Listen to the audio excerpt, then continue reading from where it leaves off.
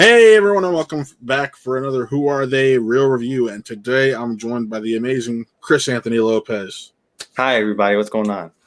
Yeah, and we got a little bit of a treat today. A movie that will only probably further everyone's excitement for Batman, but we'll get to that in a minute.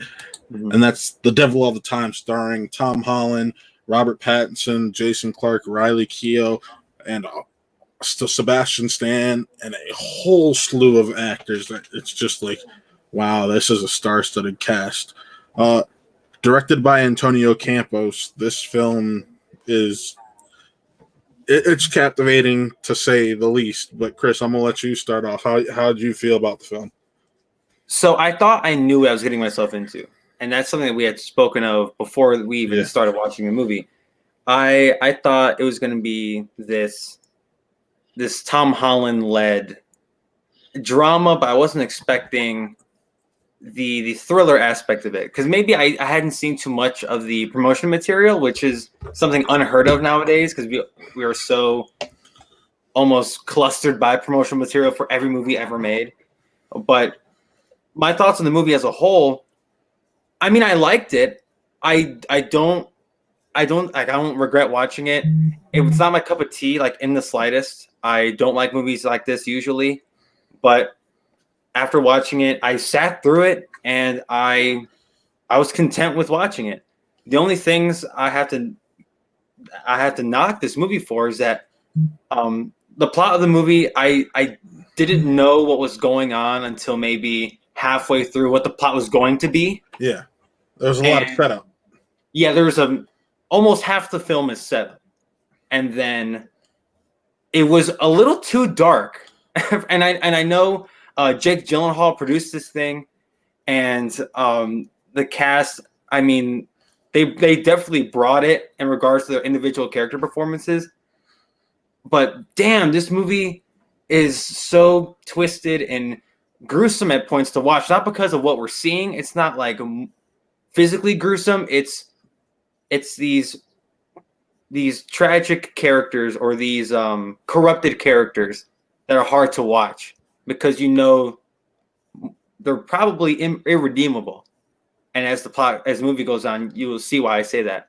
But this movie was good it was good, but damn, it was hard to watch at points.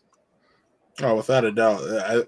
I know we talked afterwards, and it's just like, man, even when you got the slightest sliver of hope it was about to lighten up a bit, it just even took a darker turn. And yeah, you can sense it coming, but you're still there hoping, just hoping no matter what. Yeah. But it's just, for as dark as it is, it's still so captivating. I mean, my God, Robert Pattinson, for the parts that he's in, is just a scene stealer, and he's a douchebag at the same time. And that's what his character's supposed to be. Everyone in this movie is the worst. Everyone. Yeah, and you're stuck there basically rooting for Tom Holland, whose character is he's technically our hero, but he's morally questionable. He's morally questionable. As the film progresses, but he's a morally questionable hero, if you want to call him that. Mm-hmm. And there's a lot of stuff you don't see coming. Like, there's a lot, and it's jarring at times. You're like, oh shit, that just happened. That's something I can say about this movie, is that it keeps you on your toes. There are some lulls in this movie where I was like, okay, like, where's this gonna go? As I mentioned earlier with the plot, I'm like, what is the plot of this movie? Because there are a lot of characters to follow, and they do a bunch of time jumps to different periods, and they let you know that. Yeah. But it's still like, like, what is happening? And it ultimately makes sense. But I didn't really get it until, like I said, the back half of this movie. Yeah. But like you said, the performances, especially Pattinson and Holland, steal this whole thing. Yeah, like you mentioned, Sebastian Stan was good in this. And fun fact, that was supposed to be Chris Evans, but he had to back out. Jason Clarke was decent in this. Mia Wasikowska was in this thing. She was pretty decent as well. Yeah. Riley Keough. Yeah, Riley Keough was great in this thing too.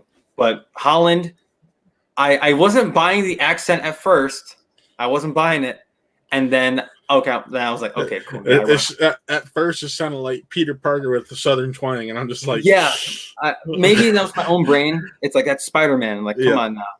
But same thing with Pattinson. Pattinson's, I was like, what's he doing?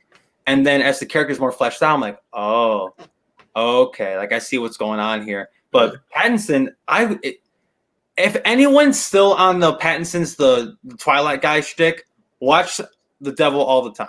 Watch Tenet. Go back and watch our review for Tenet. Yeah, watch Tenet. Like watch, and literally anything he's done since Twilight, and he'll prove you wrong. I'd say everything. You won't even recognize him. You won't recognize him in this movie.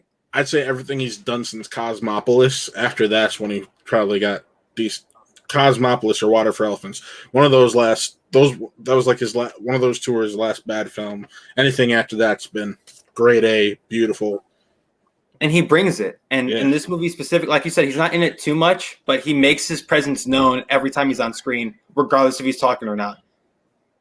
Excuse me. So I love what Robert Pattinson did in this thing. I love what Tom Holland did.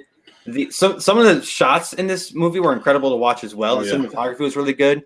The score, I watched the movie by myself, and I said out loud, "Damn, this score is good."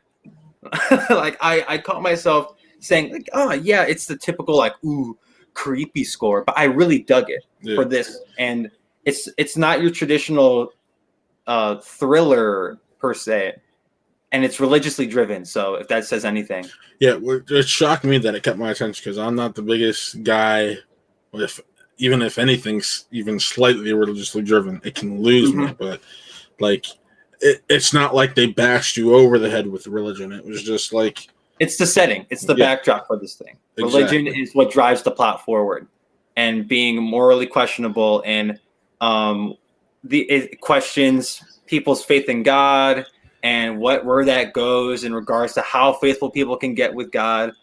And as someone with a religious background, like I mean, like, granted, this movie's based years ago, but in Southern Ohio.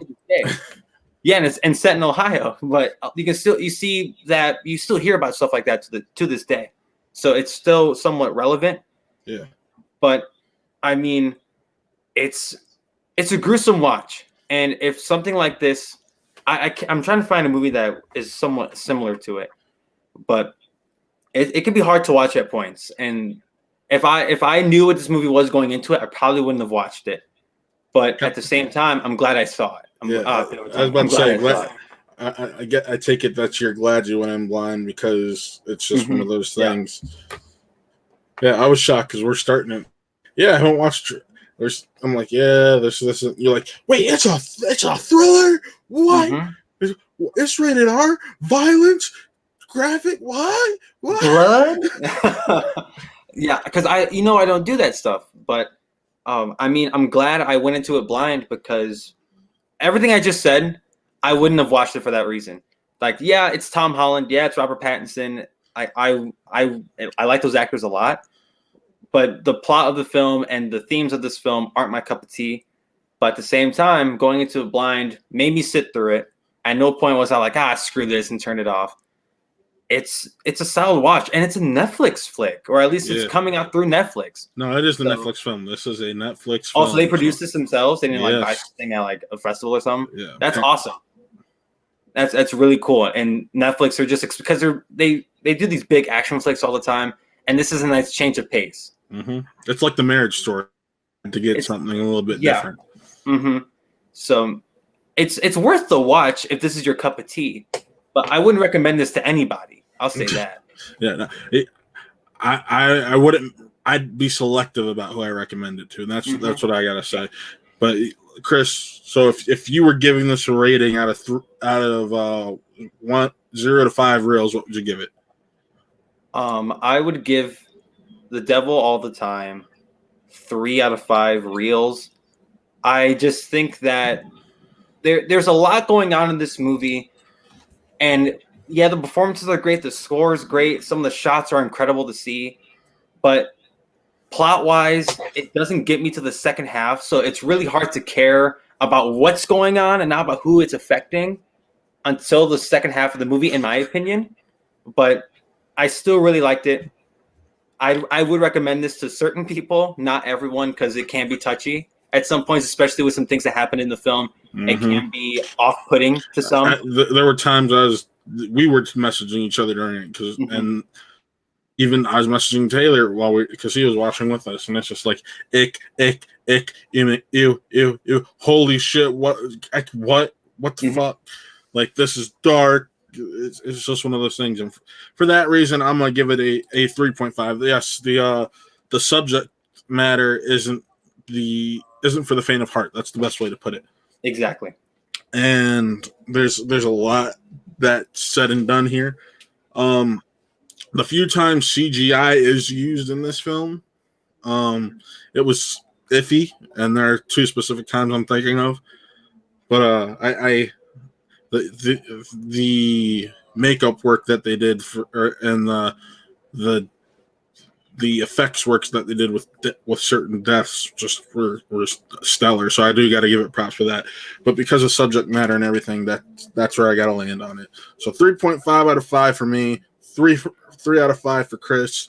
And yeah, folks, that's Devil All the Time. Make sure to check it out September 16th or now, depending on when you're watching this review. So Devil All the Time. Make sure to check it out. Oh, yes. Tweet hashtag Connie Light Baby at Prince Avalanche at Watt Real Entertainment and just have a good old time. We're trying to get Connor sponsored by Natty Light. Woohoo. Let's go. It's just a plug for my man. I mean, that's all that it is. If you're a fan of the channel, you know exactly what we're talking about. If you're new to the channel, I'm sorry. Go back and rewatch this past week's episode of Real Talk. I'm really scared. It explains all. I promise this isn't just because we like natural light. There's a reason behind this. I promise you. All right. So everybody who's watching, thank you for tuning in. Signing off. I'm Matt. And I'm Chris. And this was another Who Are They Real Review.